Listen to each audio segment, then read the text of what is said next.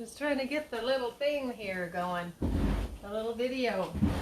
Okay, so this morning we have lots going on. I'm going to get right started and get this into the oven. So that is what we're going to do is we're going to do a little like a scone crust, sort of like pizza crust, and then we're going to put some kind of caramelized onions and tomatoes and sort of make like a little pizza. So what we have here is 2 cups of flour. We're going to add, I'm going to jump right in because I'd like to get this going so that you can see what it looks like before we finish today, and hopefully we can get the topping on. So we're going to add a tablespoon, this is a really big tablespoon. This might not be an accurate tablespoon. Okay, tablespoon of flour. I might add just a little bit more. Okay, flour. It's not flour. 2 cups flour, 1 tablespoon of baking powder, and we have here 3/4 of a cup of almond milk, and we have, this is an egg replacement, so this is chia seeds. Hey Laura, hi, good morning. Good morning everyone. So this is a tablespoon of chia seeds with about 3 tablespoons of water. So we're going to put that in too for our binder. So this makes it egg-free so that it's plant-based. And we're going to add 6 tablespoons, if I can grab it here, of the coconut oil. Okay, so I was trying to kind of get this a little bit warm, putting it by the little heater thingy there, and because of course, you know, the softer it is, the faster it's going to blend together. Me and my tablespoon measuring techniques are not very good because this coconut oil is still pretty solid, even though I was trying to warm it up. And it's so funny, it was warm the other day. Hey Darlene, good morning. Hey, happy Friday. Was that 6? I think that was 6. I'm pretty sure. We'll add a little bit more. So, yeah, so it was warm enough the other day that the coconut oil was nice and soft, and we didn't even have to do anything to it. Anyway, you can see the baking powder is fuzzing right up there. And so we're going to blend this together. I forgot my new tool that I just bought, my little pastry blender, but I think this is okay because it looks like the coconut oil is soft enough that it's not going to be in little chunks. Like if it's, hey Barb, hi, happy Friday. Yeah, so it seems like the coconut oil is soft enough that it's blending pretty good. Now, I'm just wondering on my, it's drier than it should be, and I did follow that. So I'm just wondering, this is the Bob's Red Mill gluten-free flour, and sometimes I use that, and I like to use a rice flour, but it doesn't work quite as well. So I'm just going to add a little bit of water because this does seem to be a little dry. And guess what? I'm completely and totally out of the rest of my almond milk. So there we go. I think it just needed that extra little bit. Maybe I didn't have quite 3/4 of a cup in there. So we're going to mix this together. So this is my basic scone recipe. And usually what we do, hey Minik, hi, good morning everybody. So this is my basic scone recipe, and I kind of a little bit got the, I'm going to add a little more water. I don't know why these things happen. You think, okay, I've got everything measured, and I'm not much of a measurer. And so sometimes when I do try and follow a recipe, it's just, will coconut milk work too? Yes, absolutely, coconut milk will work too. Yeah, almond milk, coconut milk, any of your plant-based milks. You know, of course, regular milk will work too, but this is just healthier for you. So, okay. So anyways, yeah, so this is the basic scone recipe. So what we're going to do is we are going to put this in here, and this is going to be our pizza crust. But I'm not very good at baking. I do a lot of plant-based meals with 15-minute, easy, healthy meals, and I'm just not much of a baker. So I wouldn't even attempt a pizza crust all by myself. Excuse me. And so this is going to be like my imitation pizza crust, having a scone base, which should be light and fluffy. And then we're going to do our, you know, kind of like a pizza. With what we're going to do is we're going to roast the tomatoes and use these caramelized onions and put some olives and things on top, and it's going to be just fabulous. Well, along with some Brussels sprout greens and some oregano. Okay, so I'm just going to pop this in the oven and hope that it's finished by the time we finish, so you guys can see the final result.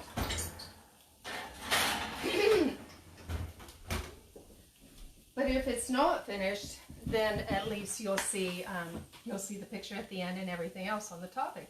So the next thing we are doing, and what we did was, these were just onions sliced up, and I put a little bit of water in the bottom.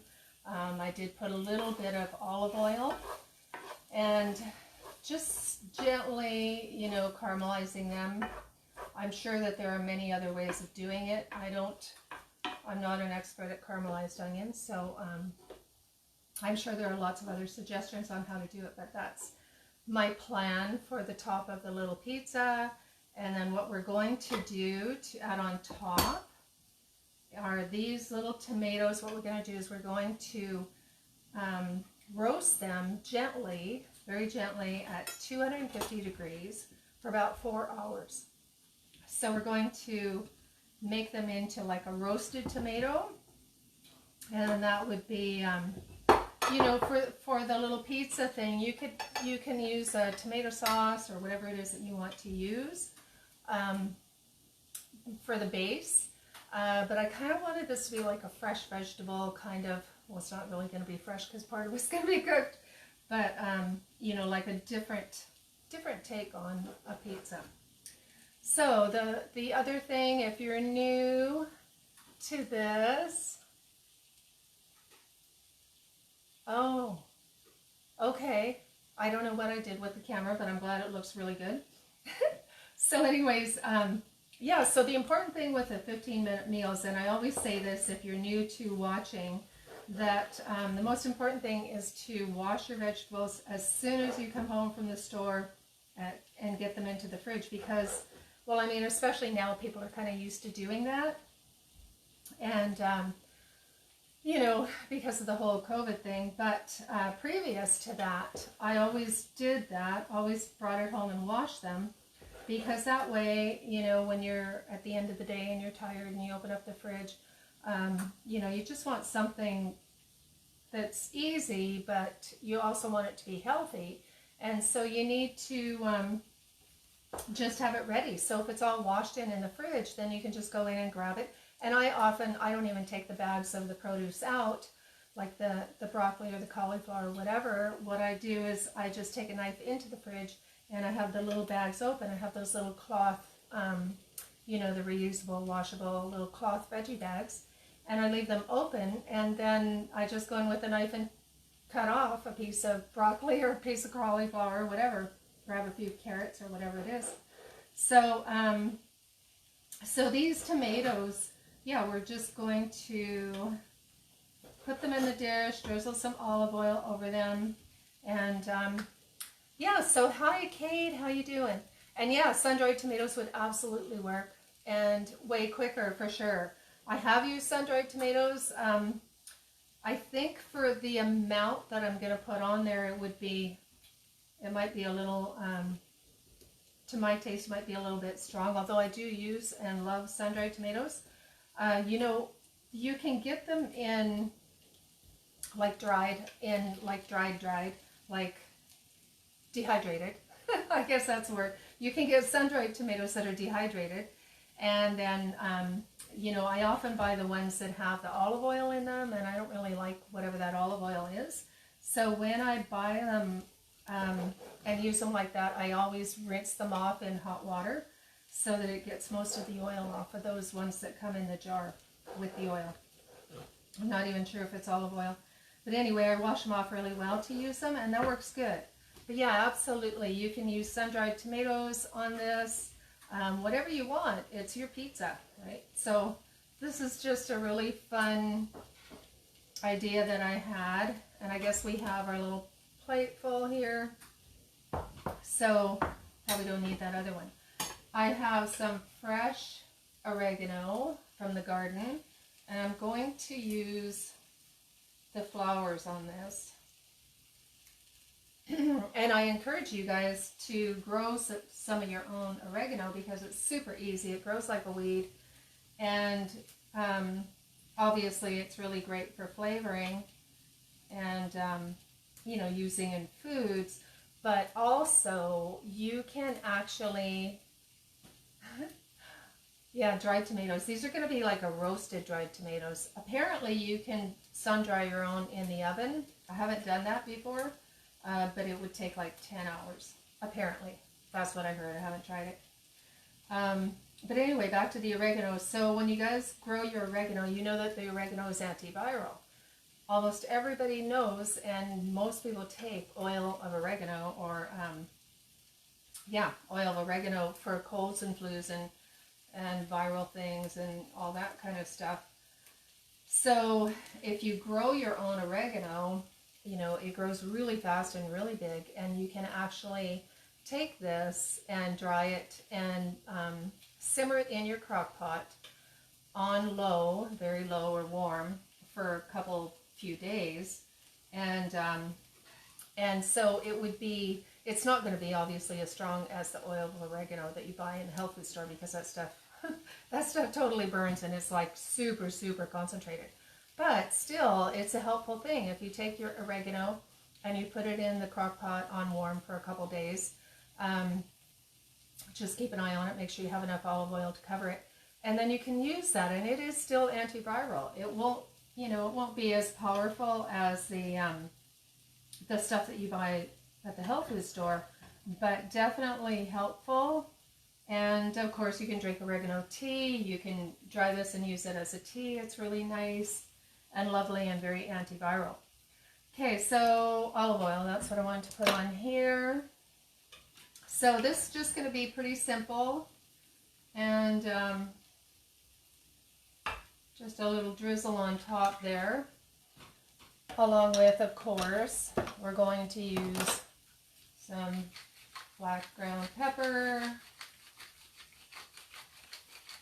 And we'll use some Celtic sea salt, which I really love the Celtic sea salt because it adds so many additional minerals to your diet and your meal. Even though we're going to cook this, but the Celtic sea salt has tons of natural minerals in it. And thank you, Laura. That's awesome. It's so fun to have everybody join me and hang out and share recipes and hints, and it's just like so fun, you know, totally not professional, just fun. That's all we are. Okay, I'm looking around here. Did I miss anything? I had this all. Oh, I'm going to add a little bit of, this is granulated garlic. I'm going to add lots of it because I really love it. So that looks like that.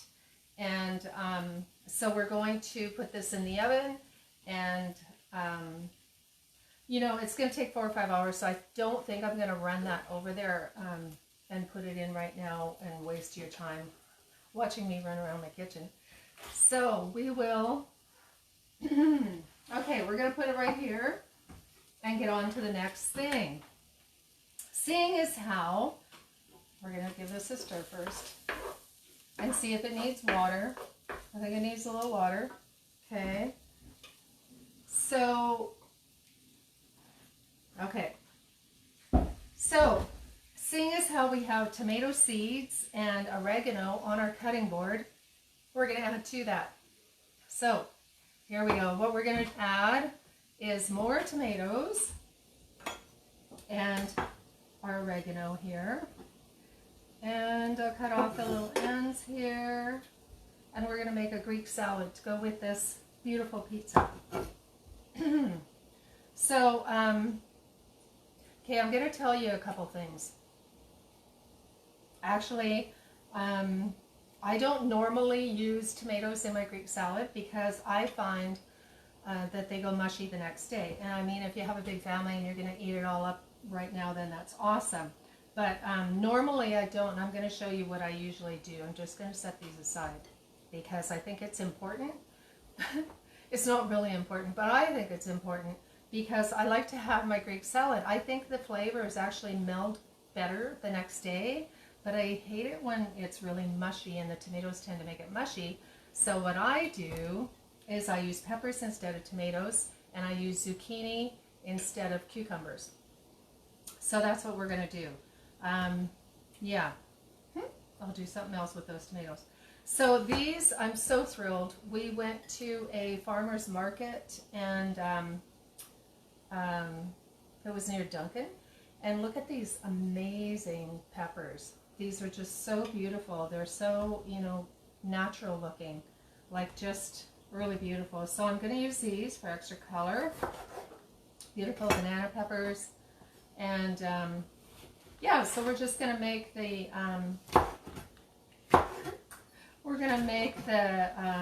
Greek salad with peppers and cucumbers instead of tomatoes. I mean, sorry, peppers and zucchini instead of cucumbers and tomatoes. Now, I don't worry about the getting the ribs out of the peppers or the seeds or anything. You know, I figure it's all part of the goodness of the plant. And I know a lot of people are sensitive to lectins, and you know, and also people sensitive to nightshades. And so, you know, like I've said before to you guys, that if you have that sensitivity to lectins or to nightshades, then you have a intestinal sensitivity because of inflammation and whatever it is that you did, usually that you did, although it could be genetic or it could be something that, you know, that just happened. But when you have a sensitivity to lectins or nightshades, it's your digestive system that is experiencing inflammation and reactivity with your immune system.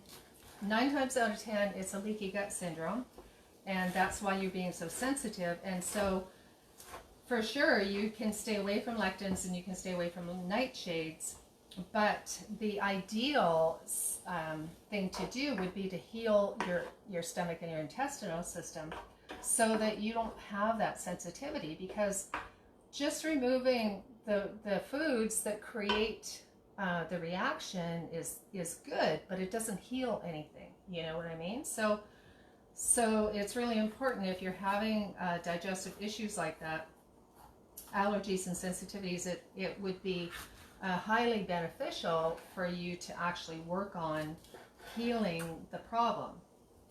Okay, so, and it's not just so that you can go ahead and eat nightshades and lectins, but you could, you know, if you healed it, but that's not really the point. The point is to heal the system, because when your body reacts to anything, pain, inflammation, any kind of illness, me and my crazy cutting here, it's a signal that your body needs, it needs help, or it needs a change, or it needs you to not do something, but 9 times out of 10 it needs you to do something. So to give it the tools to heal, because it will, body will always try to heal whenever it can, whatever it is. You know, the vitamins, the minerals, amino acids, you know, the nutrition, because it needs those tools to be able to, you know, most people think of it like functioning, just functioning, but we really want to do more than function. We want to have optimal health. I'm so funny. I obviously don't have a specific way of cutting up peppers, and especially when I'm talking away and thinking of other things. It just is what it is, and like I say, all my food is like 15-minute healthy meals. And people, the way this started is that people asked me to share how I do what I do to make healthy meals, because I've always posted, or not always, but for a very long time, posted a lot of pictures of this healthy cooking. And so they wanted me to share it, and I was like, oh my God, you really don't. You don't want me to share how I do what I do. But apparently they do, and it's fun, so I'm okay with that. As long as I don't watch my own videos, we're all good. Okay, so I'm also adding this red onion, and yeah, so I did make sure that it's not a Thompson onion. Yeah, so interesting, the different food recalls and things like that. So it is really important to pay attention to that kind of thing. And if you can buy locally, that's a really good idea. Let me think about this. I'm just wondering how I want my onions in kind of chunks, not really slices. And yeah, I don't know. It's been so long since I really looked at a traditional Greek salad recipe that I can't remember if it's supposed to have red onions or not. I'll look at the comments. Yeah, I'm brave. I'm brave. I like to laugh at myself. I'm pretty funny sometimes. And you know what? The other thing that that encourages me to carry on doing this is that several people have said that because I just cook on a whim with, you know, basically no rules and not really knowing what I'm doing, that it gives everyone else permission to just try stuff. And you just, you know, you try it, and you can often you can always keep changing your recipe as you're cooking it or as you're making it. And we do that a lot, right, Darlene? So I'll start into something with quite a few of my my recipes, and then halfway through I'll think, oh wow, this would be a really good idea to do something else, and so then we do. So you can, and there are no mistakes. Like if all else fails, you can throw whatever it is you were making into soup, you know, most of the time, and so or feed it to your son. That works really good too. Actually, that works awesome. He doesn't care. So hi Maplehide, welcome. So yeah, so where are we at with this? Okay, so we need the black olives, and I'm jumping back and forth from what we already started. We're going to be adding the black olives to the pizza as well when the scone crust is finished. But for right now, I'm just going to add these in here. And I was looking up a vegan feta cheese, and you know, there's a few different ways of doing it, and I figured I really probably wouldn't have time to really go into all that right now. The easiest way is to get like the tofu, the silken tofu, and there's several recipes on the internet with that, with the silken tofu. But you know what I'm going to do? I'm just going to add the Earth Island Parmesan, which is the you guys make me laugh. The Earth Island Parmesan, and I'll actually show you that because we have some new people on here that might not be familiar with it. And so it has the shreds, you know, the shred Parmesan, and then also the sprinkly powdery stuff, which is super awesome. Okay, so yeah, I'm just gonna give this a stir. So we have the peppers and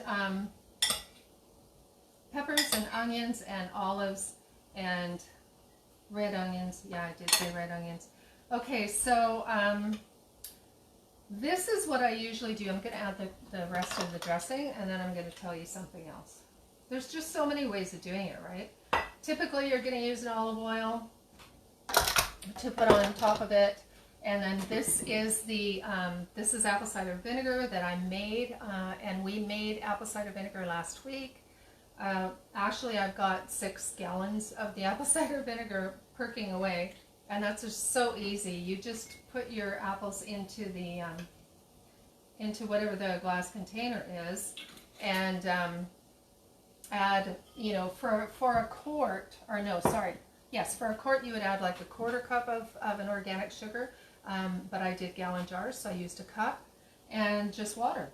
And you just have the apples, the sugar, and the water, and it ferments into a beautiful apple cider vinegar.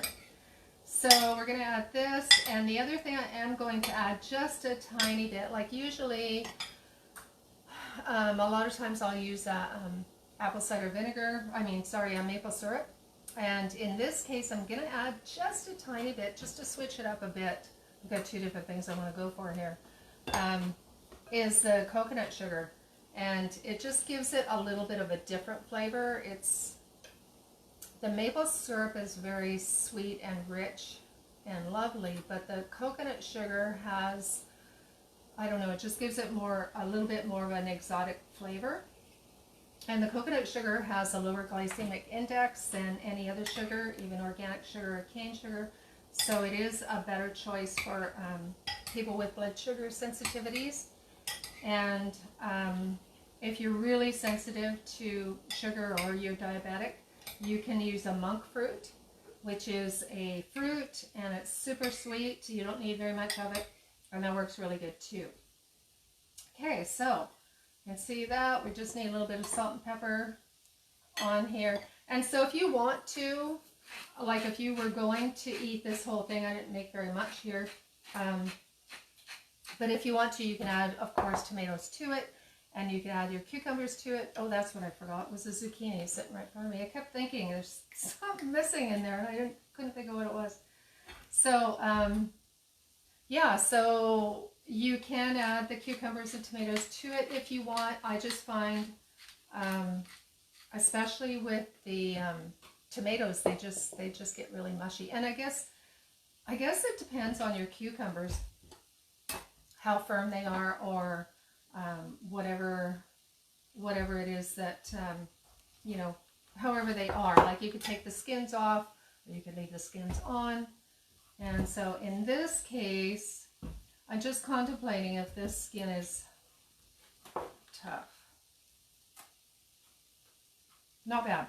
Okay, I'm not going to peel it, because it's better for you, of course, if you leave the skin on. Your zucchinis have, they've got vitamin B6, they have riboflavin. Zucchinis are just so good for you. They're antioxidant, more than you would think. And if I wasn't talking, I'd probably be cutting this up in a much different style. Oh my God. Sometimes I can work and talk at the same time, and sometimes I just can't. Anyways, zucchinis are actually anti-inflammatory. So yeah, so if you're having inflammation and that kind of thing, zucchinis are very good for that.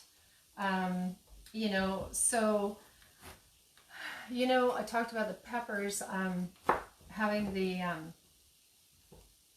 lectins and being a nightshade, but they do have vitamin A, vitamin C, they have folate, the peppers, and they have iron in them too. So, you know, each food is really, really good for you. It just all depends on how your digestion is. I'm not going to use these seeds here. What you do with this, or what I would do with this, is chop it up and put it in soup. So, yeah, so your peppers do have a lot of vitamins and minerals in them as well. And I think, I mean, I don't know this for a fact, but it just intuitively, I think that when you can get peppers that are so natural, like heirloom peppers, then it's, you know, being organic has certainly got to make a difference in your, in your inflammatory response, or whether you inflame or not, right? Because most of the time, most of the year we are, we're kind of, if you want peppers, we're kind of forced to buy the GMO ones. So to be able to have the fresh organic could make all the difference, right? So, I mean, it all depends, because that inflammation and that reaction could be from just years and years of eating, GMO, chemically, chemical produce that created that inflammation. And so that could be the trigger. It could be just the GMO or the chemicals in the foods, right? So you may not, who knows, I'm just guessing, you may not be allergic to peppers at all, just having a reaction to something that has, that's been treated. And so many people are becoming more sensitive now. Okay, so yeah, so that's lovely. I'm going to add a little of this. Oh yeah, the other thing I forgot. I remember. A little bit of oregano. And I am going to add this too, because it's dried. There is a difference between the dried and the fresh. The dried is more concentrated, has a little bit more flavor, but the fresh is beautiful and has a lighter, obviously milder flavor. So I'm going to add the flowers, and I'm going to add these leaves, just tear them up a little bit. And so, yeah, so that's going to be awesome. So we have the concentrated oregano. And that's another thing you could do too, if you don't have fresh oregano, as it flies everywhere.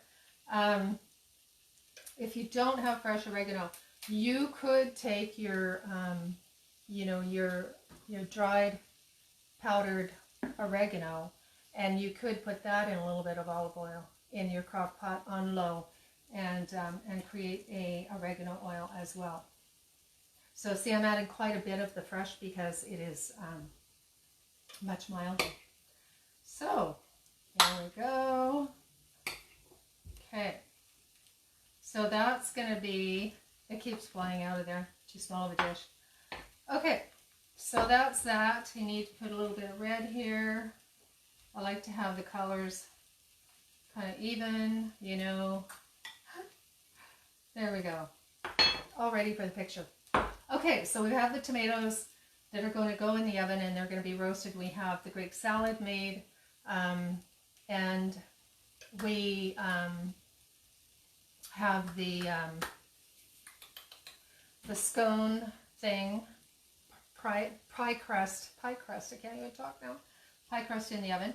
So the thing that I'm going to go over what I will be adding to our beautiful, I can leave that there because I'm not really going to do anything other than talk now until we get the pie crust out of the oven.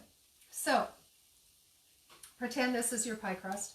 And so you can use a tomato sauce. You can use a sun-dried tomatoes. What we're going to do is, once these are roasted, we can pretend with this.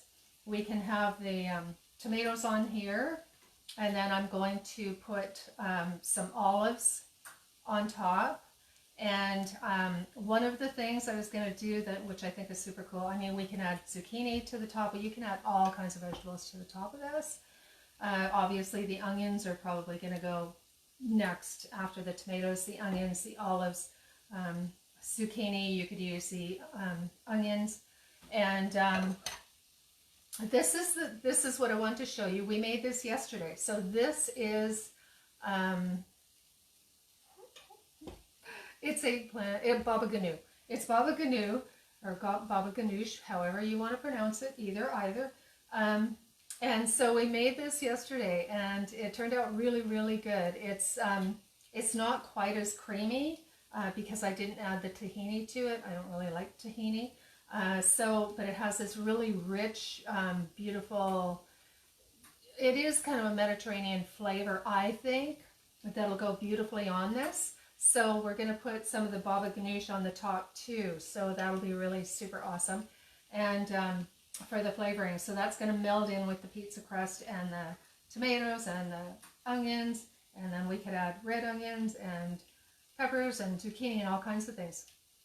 So that's the plan. And I am going to just check on that to see if perhaps it's ready and we might be able to work with it. And at the same time, I'm going to grab the Earth Island to show the new people the Earth Island Parmesan.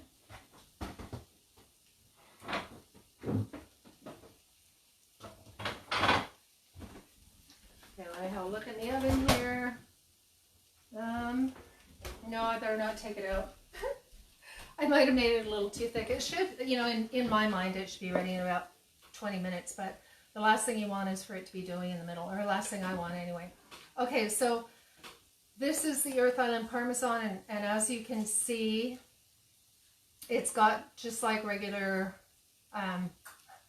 imitation Parmesan. I don't know if it's imitation or not, but anyway, just like the craft stuff. And it tastes exactly the same. It's like super awesome. It's even better. So that's what I will be putting on the Greek salad. Actually, I will put that on the Greek salad so you can see.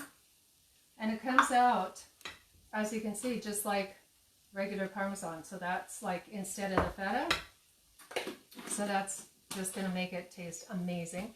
The other kind is the Earth Island. And you can get this at Healthy Habits in Port Alberni, or any health food store, I'm sure. Here, I'll take the rest of the plastic off so you can see. But it's got the shreds, and so we can put the shreds on here too. So, yeah, so you can also put this like on top of the pizza. You could put this on, it has it's a drier consistency for sure.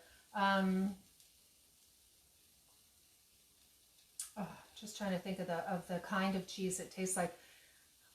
Maybe a pepper jack or a Monterey Jack or something, you know. So it's a little bit. It's not a sharp tasting cheese, and it's not a mozzarella cheese. Okay, so it's like maybe an Edam or something like that for the flavor. So the other thing I am going to add on this pizza is the Daiya. There's a Daiya, D-A-I-Y-A, non-dairy cheese. And Daiya is not really my favorite company, but so far it's the best one that I know of for the for melting onto anything like pizzas or nachos or that kind of thing. And Daiya makes a really nice jalapeno cheese. It's shreds, you know, it's like already shredded. So that's what I'm going to put on top at the end. And so anyway, yeah, so that's that. The other thing I promised you guys all week long, and I kept forgetting until afterwards, and I look at it and go, oh my God, I forgot again. So our herb of the week that I've been trying to tell you about all week, this is the salal berry, the berries, and this poor little guy is getting a little withered up, but he's been sitting here all week waiting to become a movie star. And so these are the salal berries, and so everybody knows, I have a few more here, everybody knows, everybody in BC should know what salal is, really. You know, they're just all over the bush. So these berries have been traditionally eaten by the, well, around here, by the First Nations, and used for food, as a food. They usually mix it with, other berries. They, I don't know, I mean, I've heard so many different things, but I think they mix it with fish eggs or something. I'm not really sure. Don't quote me on that. But anyway, they're kind of mealy in the middle. So they have they're not like a blueberry. They have like little tiny seeds, and they're very gelatinous inside. And so they've used these have way more antioxidants than a blueberry, like super concentrated in the antioxidants. Really good for your eyes. And the leaves have been used medicinally for sore throats. They're really good for the whole, like the mucous membrane, as an anti-inflammatory. So like from a sore throat right down to urinary issues, lung issues. They're just very soothing and mucilaginous for the whole alimentary tract. So all those membranes right from your throat on down through the other side. Yeah, they're really calming and soothing as an anti-inflammatory in that way. So they can help a bit with gas and cramping and that kind of thing too. So it's not something that I would drink daily. So it's, you know, it is more medicinal in my mind anyway. I mean, there's a million different opinions on the internet, but there are a lot of things I would drink daily. I would probably not do this more than 3 times a week. Or alternatively, if you're working on an issue, you could drink it a cup a day for a week and then stop for a while, right? So that you're treating something and then stopping and then go once a week or twice a week after that. But anyway, so the leaves are really, really super important. And the berries are super, yeah, they're just super healthy, as good if not better than blueberries. So next week, what we're going to do is we're going to actually do some recipes with them. So, yeah, so I am a little, whenever it rains, I get damp. Too funny. Okay, well, thanks you guys for hanging out. It was really fun. I guess I'm going to have to put together my little scone pizza all by myself without you, which is very sad. And then I will put it together and take some pictures and show you. Okay, so I can't believe it's Friday, so we'll see you guys Monday morning at 11. Okay, thanks for hanging out. It was really super awesome to have you. Check out my Instagram and my YouTube channel and share and subscribe. See you Monday.